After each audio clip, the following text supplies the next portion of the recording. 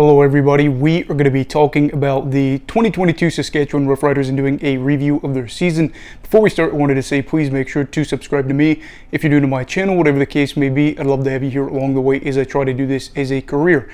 That being said, let's talk about the 2022 Saskatchewan Roughriders. And, like I've said in some of these other reviews, me doing this so much later than when the season ended, when I could have provided so much better insight. We're just going to kind of keep it brief and talk about the season and whether or not it was a successful season, which I think you know the answer, but we're going to talk about it anyway. So the year starts off and the Grey Cup is going to be in Saskatchewan. It's going to be at Mosaic, and Riders fans are going to be feeling really good about their chances. They've been in the thick of it. They've been in the Western Final, and they've had their opportunities. In fact, in 2021, they really probably should have beat Winnipeg, but they're going to have to put that behind them, and that's going to be a woulda, shoulda, coulda game. So going into the year, again, with Fajardo there and with the pieces they have, this is good. This is going to be a good year. We should get past the Blue Bombers, hopefully, and go on to win a Grey Cup in front of our great fans. That looks like it would be the case early on in the year. In fact, through the first 5 games, I think they had the best record in the CFL, if not the second best record behind Winnipeg, as they were 4-1.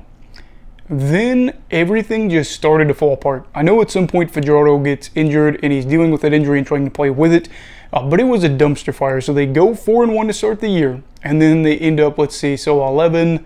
They go 2-11 in their final 13 games of the year, and that is where it all goes wrong. In fact, I think that they finish out the year with like a 7-game losing streak. For me, I look at this and I know that they lost Morrow for a bit, they lost Hickson for a bit, and then they lost Ken Schaefer-Baker. At least he was playing with some injuries at the time, playing through some injuries that we're learning about more. Other guys were either gone or injured as well, especially on the offensive end, the whole Marino drama. You could keep going and going and going. I don't know what you want to say about this. At the end of the day, it's pretty evident that this season was a failure for the Riders. Going into this, I think I had them second or third for the season to finish there. I liked their roster, and while it wasn't perfect, I said surely they would be able to, put together a good year and make the playoffs at the very least. The season continued on, and it looked like they could still probably do it, and then they just kept going down, going down, going down. Notably, they lost pretty embarrassingly to the Blue Bombers, like 54-20, something like that at one point in the year. And then they lost 2 really big games in their playoff push. They lost to Edmonton like 26-24, and then they lost to Hamilton in basically a must-win game. If they lost that, they might have either got eliminated or they were basically eliminated, as Hamilton ended up riding a late 4-game win streak to make it. So for me, looking at this season, I can't deny that the Fajardo injury probably played an impact. Moss and everything going on there, as the offensive coordinator probably hurt, the running backs being injured probably hurt, and the receiving core not living up to that former glory that they had in like 2019 definitely had to be an issue as well. But I can't say that this team should be able to make enough excuses to say we were in a spot where we should have been 6-12. They didn't take advantage of the opportunities that they had.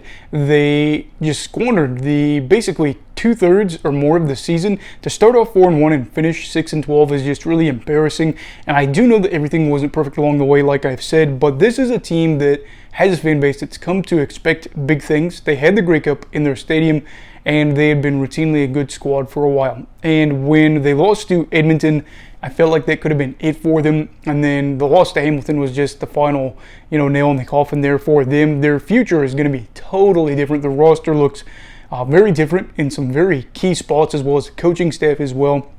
And you have to wonder if Craig Dickinson is going to be here after this upcoming season, considering that this one is a season that the franchise and the fan base wants to bury and hide away and never have to worry about again. But I want to know, what are your thoughts on the 2022 Saskatchewan Roughriders? Did you expect them to be this bad? Did you expect them to be much better?